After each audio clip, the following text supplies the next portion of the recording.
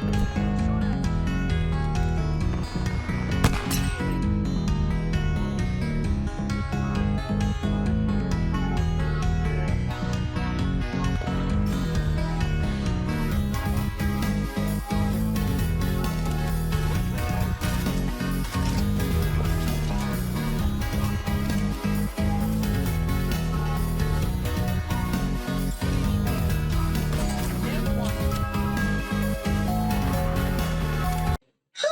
everybody. FBI here, I here, and welcome back to another Dungeons How to Be Successful video. This is the Dungeons Free Edition, and this is part 4. Now, of course, when Dungeons 4 comes out, I will be continuing to make a brand new start and show you all the new things, as well as also how to be successful in Dungeons 4.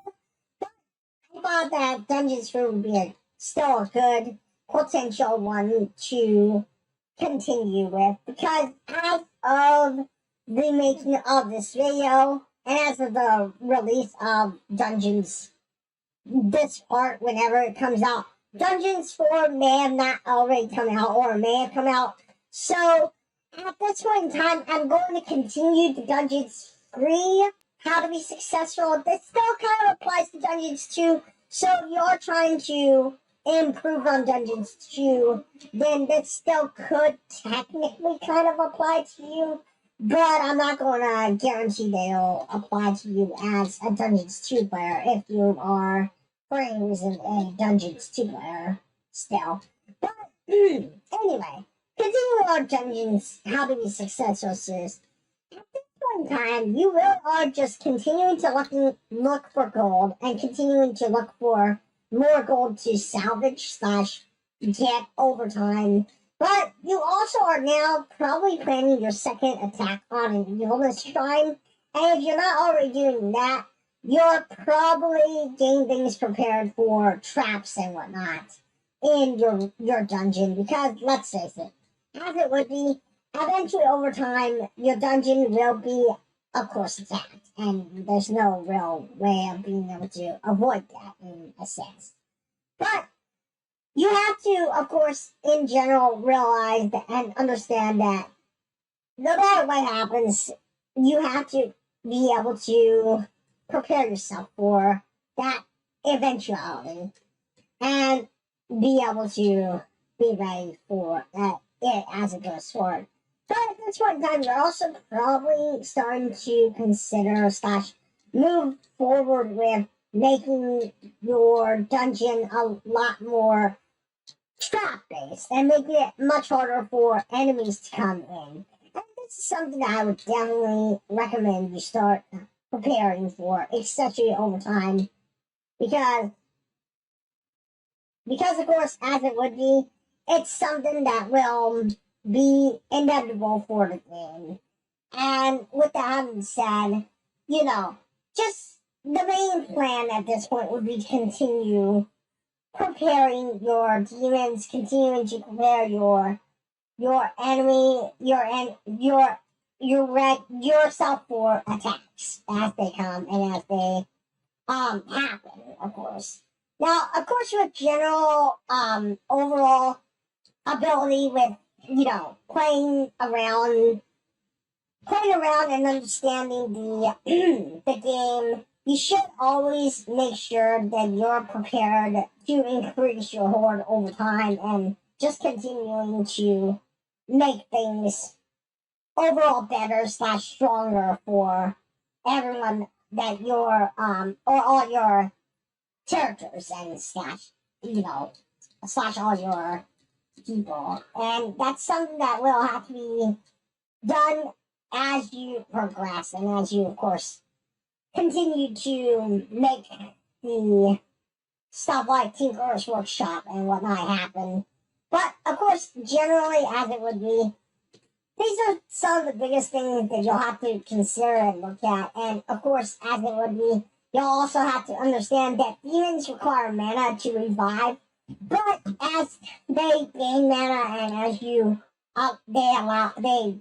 continue to become stronger, you'll have to make sure that they continue to, be your main defense systems. Demons in a sense are your main defense in personal opinion here. And they'll probably become like the undead, they'll probably eventually become the main reason people that you send out to attack when it comes to going into the overworld. Honestly, you could start with demons if you really wanted some short-term / long-term effect characters / people to rely on.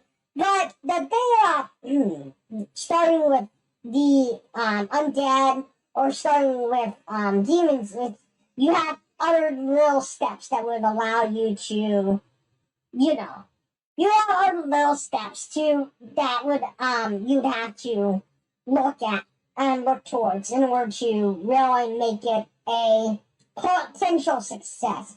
Which is why I would recommend you start with the Horde, aka Orcs, because at the beginning, Orcs / the Horde have the ability to be cheap enough, but they're also very strong fighters, given they get a chance at it, But with that being said, of course, at this point in time, your main deal is to, of course, start to protect yourself and protect your islands. And in this case, as you can see, we're already having a potential attack happen. So we're going to need our people to be prepared for an attack. With that having said, I'm going to go ahead and grab some more people, and we're going to go and protect one of our islands of evilness in order to ensure that we don't have an attack happen, that we don't want to have happen, at least, per se. So with that having said, let's go ahead and send some people out to attack. And oh, hello? Well, looks like we have some enemies along the route, which is always fun, isn't it?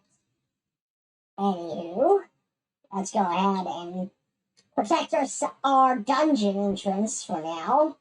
Now, of course, Tonya, if they do die for any reason, you can still revive them. They'll come back easily. But, of course, the main problem is the factor that they will they will cost some money, and unlike your other heroes, like the orcs or anything else, they do require timing or timer based to be able to generally survive / continue to help out. But I mean, it is something that does happen. Luckily, heroes like this are not extremely difficult, and obviously they're not always going to be a big problem. Ooh, uh-oh. Well, there goes another one of our demons. There goes our demon, as it doesn't there.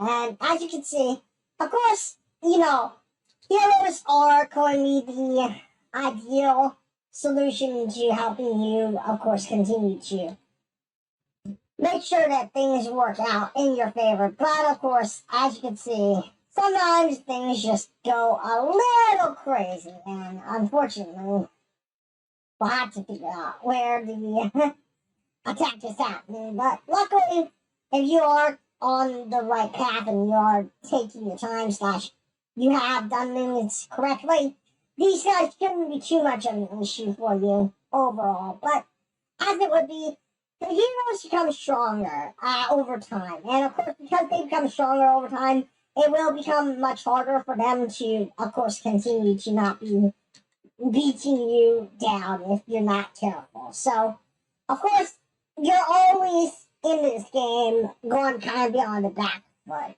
no matter what happens overall. And that's something that I think will throw off a lot of players, especially when they are playing generally, is that in dungeons, the biggest thing is that you're always going to kind of be on the back foot, no matter what you do. No matter what you do, in some cases, you will always kind of be on the back foot, and you'll always be kind of unfortunately, not fully prepared, I guess you could say, generally with the attacks, if you would, going forward. So, it's something that may or may not throw you off your game. And of course, that's something that you'll have to understand when you're playing, is the factor that Dungeons does not give you a lot of wiggle room in a sense. And you'll have to be prepared for anything, especially like it is going into the next step, if you will. And of course, going into being able to defend yourself in a way. And that's something that can be difficult. I mean, obviously, the main thing is to try and make sure that your Talia gets stronger over time, but also your minions, if you will, get stronger over time. Because obviously you can't just do this on your own, and obviously your minions will not ever be able to do anything. But that brings me to what should you consider doing first, and I would consider making your minions stronger overall, because again, being able to make your minions stronger / being able to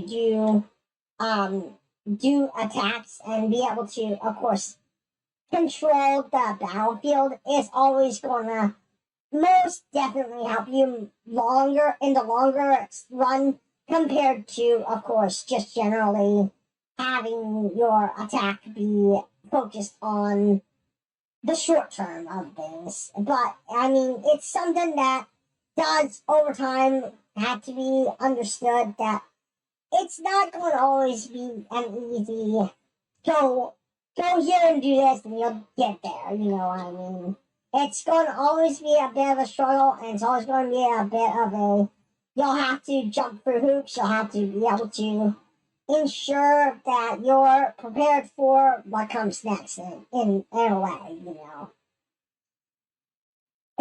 because that's something that will be necessary going forward for your success. And always making sure that you improve your demons, you improve your horde at the time, will ensure success in the long term and overall.